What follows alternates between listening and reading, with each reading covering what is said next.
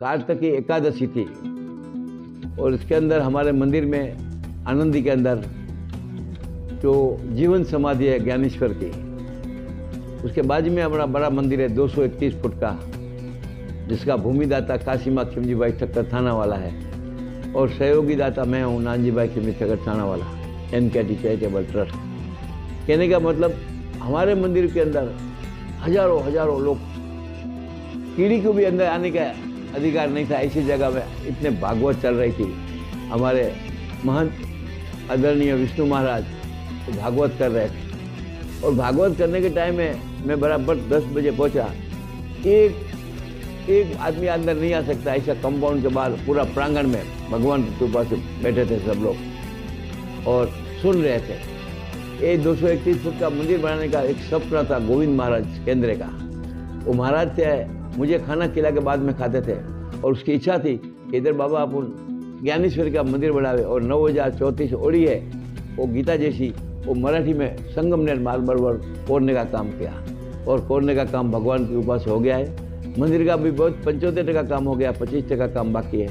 31 करोड़ 11 लाख 11,000 11 रुपये से बन रहा है। बना रहे भगवान, मगर निमित्त हम बन रहे हैं, निमित्त समाज बन रहा है। तो कहने का मतलब लाखों लोग उधर आते हैं और आषाढ़ी को तो हम लोग उधर महाप्रसाद का लाभ भी देते हैं। खाना तो रोज, प्रसाद तो रोज खाना मिलता है, मगर आषाढ़ी में इधर से अपना मंदिर से वो पंढरपुर जाते हैं लोग चल के 20 दिन तक, उसको खाना भी देते हैं हम लोग, प्रसाद भी देते हैं, मैंने बूंदी का प्रसाद देते हैं, लाखों लोग उसका लाभ लेते हैं। तो कहने का मतलब कल तो मैं समझता हूँ 5 लाख लोग था समाधि और हमारा मंदिर में 2000 लोगों की लाइन था, 2-3 हज़ार लोगों की लाइन था, 2-3 घंटे से दर्शन मिलता था।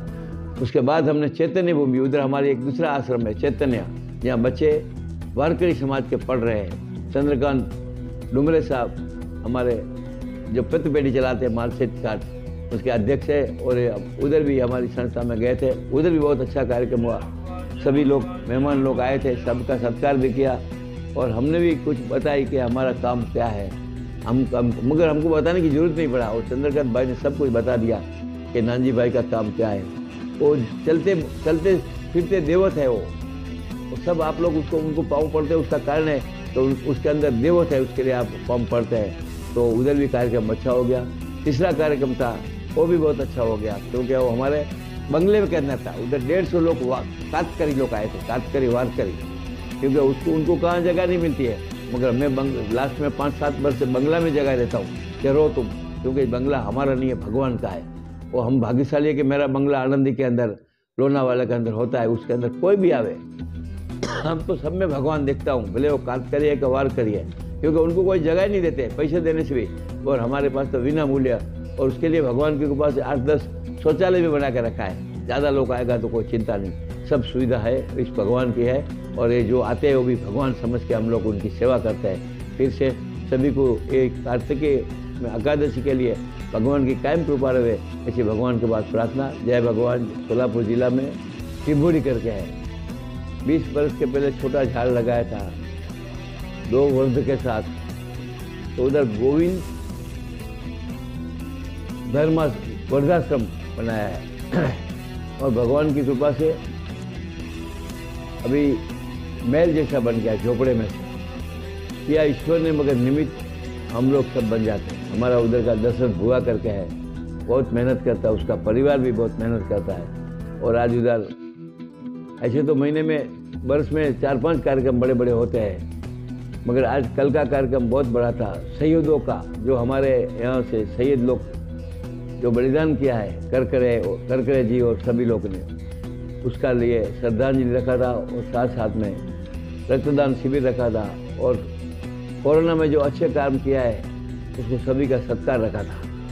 साथ में छोटे बच्चे लोगों को प्रोत्साहन के लिए इनाम रखा था और सामाजिक काम करने वाले महिला है पुरुष है उस सभी को पुरस्कार देने का काम किया था। मैं संस्था का उस कार्यक्रम का भी अध्यक्ष हूँ और ये हमारी संस्था वर्षों से काम कर रही है, 20 वर्ष। और जो भी वर्ष हमारे पास आते हैं उसका 1 रुपये का खर्च नहीं लेते हम लोग, प्रेम से उसको संभालते हैं। जैसे हमारे माँ बाप है वो भी माँ बाप है इसके भी। ऐसा तो अच्छी बात नहीं है हमारे लिए वृद्धाश्रम कराना, हमारे लिए कलंक है, मगर ना इलाज से बनाना पड़ता है कि जो वध को खुद के घर के परिवार छोड़ देते हैं और फिर वो रास्ते में पड़े रहते हैं और हम लोग रास्ते में पड़े रहे भी उठा के लेके आते हैं। उसका कारण है तो यही है कि हमारी संस्कृति है मातृदेवो भव, पितृदेवो भव, आचार्य देवो भव, अधिदेवो भव, और वही मातृदेवो रास्ते में पड़ी रहेगी तो क्या भगवान खुश होगा हमारे ऊपर। तो हमारी एक फर्ज है, और ये एक आश्रम नहीं है, बहुत जगह पे आश्रम है। MRDC में, पनवेल में भी आश्रम है, गुजरात में है, राजस्थान में, सब जगह पे है, महाराष्ट्र में बहुत जगह पे है, जूनर में भी है। तो कहने का मतलब ये क्यों रखा है आश्रम, कि ना इलाज से रखा है कि इनको संभालना हमारी सबकी फर्ज होती है। और हमारे आश्रम में कहाँ चार्ज नहीं है कि 5,000 दो कि 10,000 दो महीने में, कोई चार्ज नहीं। पैसे वाला है कि गरीब है, माँ बाप कोई भी रहने दो, जो आवे हो उसको बिना मूल्य भगवान का नाम और साथ में नाश्ता, चाय, पानी और खाना, ये सब भगवान पूरा करता है। अभी दिल्ली में जो है श्रद्धा नामक व्यक्ति की जो निर्मम हत्या हुई है, जो है क्या कहेंगे उसको लेकर के? जो बच्ची की जो कुछ 27-28 टुकड़े किए हैं, 35 टुकड़े, मैं समझता हूँ कि जानवर भी अच्छे होते हैं इससे, मनुष्य नहीं है वो, तो जानवर से भी बदतर है।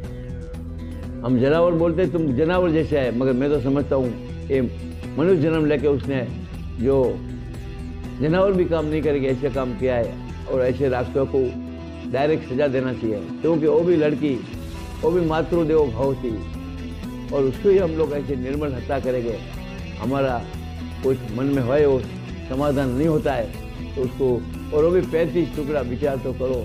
मैं समझता हूँ एक कलंक है हमारे समाज के लिए।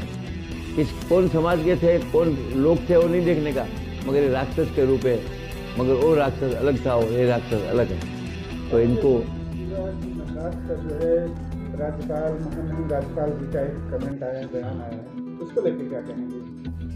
अभी परसों ही हमारी संस्था में महामहिम राज्यपाल आए थे, जब प्रजापिता ब्रह्मा कुमारी विश्वविद्यालय, बहुत बड़ा कार्यक्रम था, हजारों लोग थे उधर मुलुंड के अंदर, हमारी स्कूल के अंदर। तो कहने का मतलब कि इससे बड़ा दुख कोई हो ही नहीं सकता है। आपको इतना बड़ा हुदा मिला है, राज्यपाल, राष्ट्रपति छोटा हुदा नहीं है। महाराष्ट्र के पहले नागरिक है आप।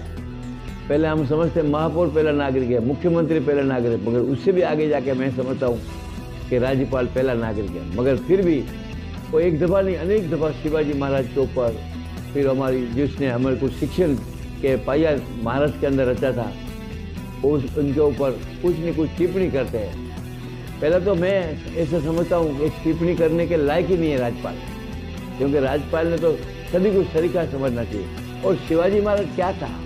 शिवाजी महाराज कोई महाराष्ट्र के नहीं थे, शिवाजी महाराज पूरे भारत के थे, और उनके नाम से टिप्पणी करना और फिर हम लोग सब बहिष्कार करें, फिर वो एक पक्ष वाले बहिष्कार करें और पक्ष वाले बहिष्कार करें, और फिर बीजेपी तो कोई जवाब ही नहीं दे सकती है। मुख्यमंत्री भी कुछ नहीं बोलता है और उप मुख्यमंत्री भी नहीं बोल सकते हैं, क्योंकि बोलने जैसा है ही नहीं कुछ। तो भगवान इनको सद्बुद्धि देवे, यही मैं समझता हूँ। और राज्यपाल ने ऐसी बातों में से लंबा रहना चाहिए, मैं तो ऐसा समझता हूँ, क्योंकि तो अपक्ष है, उनको कोई जात नहीं, बात नहीं है। वो भले राज्यपाल पहले बीजेपी के हो गए, मुख्यमंत्री भी हो गए, मगर अभी तो तुम अपक्ष है, तो आपको। और शिवाजी महाराज क्या छोटी बात है?